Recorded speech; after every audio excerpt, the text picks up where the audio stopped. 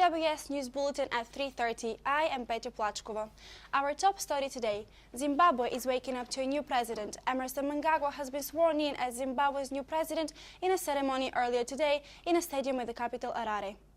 Scottish Labour's new leader has said he does not think Kezia Dugdale's appearance on I'm a Celebrity, Get Me Out of Here is, quote, a good way of getting across the message of socialism on TV.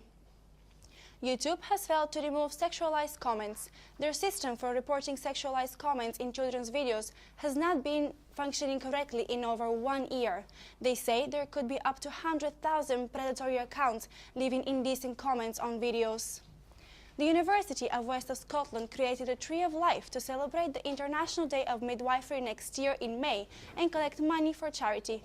Today, the Tree of Life was in Hamilton at the University of the West of Scotland. We spoke with Shiona Brown, one of the midwifery lecturers, who is also involved in the project. The Tree of Life is a project that we've got ongoing at the moment for International Day of the Midwife. What we're doing is we're asking everybody who is currently a midwife, wishes to be a midwife or has been a midwife in the past to get involved in our project by placing a thumbprint on the tree. So each of the prints that you can see on the tree just now represents somebody who has, past, present or future midwife. The tree itself will be journeying across the whole of Scotland. It will be visiting each of the 14 NHS boards, with each of the board areas having an opportunity to identify themselves by using a unique colour. So each of the thumbprints has a colour, and that's related to which board area the midwife has come from. We're asking, when the midwives do that, if they can write something in our book just to tell us a little bit about them and share a little bit about their journey and their experience of being involved in the tree. And also we're asking them to donate £1 so that we can use the funds from there as part of our charitable donation. I think it's a really exciting opportunity for us to join a long line of traditions. I'm really excited that this will be forevermore, and my thumbprint will always have a little mark on midwifery. I think it introduces us to the family of midwifery in Scotland, and the tree shows so many different colours, and just like we are, we're part of a big family of different people. From Hamilton, Carla Buscema, reporting for UWS News. Can you tell me a bit more on how did it go in Hamilton this morning? So the atmosphere this morning in Hamilton was really festive. I met with some first-year students from midwifery. They just finished their exams, so they were celebrating. They were all wearing Christmas jumper, eating cake. Meanwhile, they were leaving their thumbprints on the Tree of Life. And it's actually really interesting because the idea of the Tree of Life came to mind to one of the students, one of the master students, Heather Gilchrist. And she thought that she feels she's inside a big family while she's going to university and studying midwives. And actually that's exactly how it felt being there. And then they had this idea to make this tree go around whole Scotland and get all the midwives across Scotland, creating a whole big family that is all together in this painting. So the tree is currently traveling across the 14 regions in the country. And do you know which these regions are, and to which regions has the tree already been? So the tree went first of all to Darnon, then it's been to Inverclyde, Ayrshire, Paisley, and currently is in Hamilton.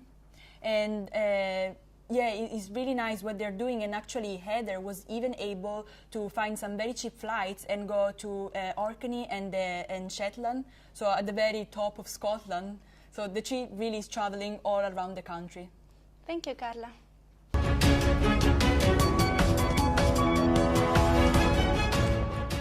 And lastly, our reporter Ludovico Mutini talked with the owner of one of the oldest jewellery shops in Ayr about their new plans for the store.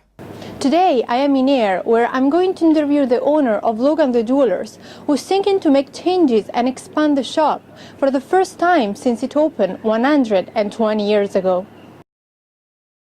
We've run out of room upstairs and downstairs in the workshop, so we have land out the back, so it will give us about 40% more floor space and give us more workshop space downstairs. We'll be put on a new shop front, moving the door up to the pavement, fitting state-of-the-art glass and more up-to-date securities than we've already got. Mr. Logan is also thinking to refurbish the cabinets to the way they were originally in 1897. If we want to employ members of the public instead of a family member, we have to do certain things now, which would be give them a proper restroom area. It's just a necessity. As the company's grown over the last 20 years, we've kind of outgrown what we are and we just need to adapt. This is the third family that's owned it. It was originally opened in 1897 by Peter Gowdy Patterson. I was having rings made bigger. In the past, I think my husband bought a ring in there, and I also had lost some stones out of the rings, so they've replaced that. And they just always seem friendly, and that's me with my rings I now can wear. I would say the service is excellent. Reporting for UWS News, Ludovica Mutini. Thank you, Ludo. And now on to sport with Gregor Heinz.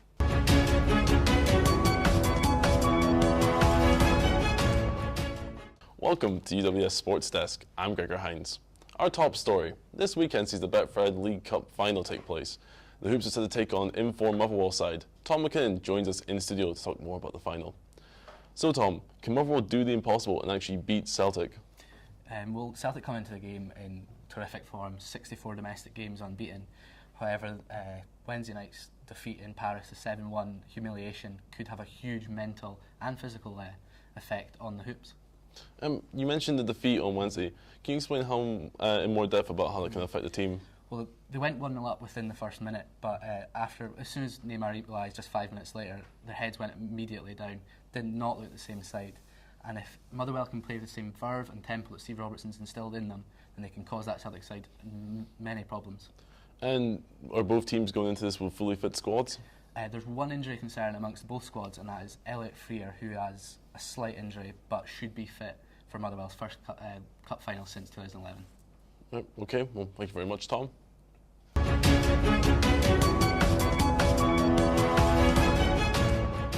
Ivan Bilic has rejected the West Brom job. This raises the question of who the Baggies will turn to now to replace Tony Pulis. And in boxing, Anthony Joshua reportedly is only a single digit away from agreeing his unification bout against Joseph Parker. Very, very long gap. Scotland are set to play Australia this Saturday, but we are having a look at a team that are still playing during the international break. Millbrae Rugby Club are based in Ayr, currently preparing for their game away to Uddingston. The team in pink will be looking to get off the bottom of the BT Regional Division 2. I went along last night to their training session to see how some of the younger players benefit from their regular playing time. This has been the UWS Sports Desk. Thank you for watching.